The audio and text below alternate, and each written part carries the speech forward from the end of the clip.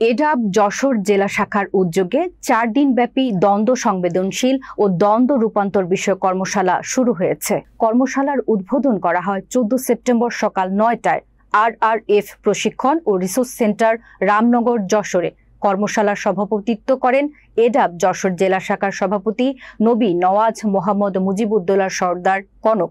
প্রধান অতিথি হিসেবে উপস্থিত ছিলেন মোহাম্মদ রেজাউল করিম, নির্বাহী সদস্য এডাব কার্যনির্বাহী পরিষদ।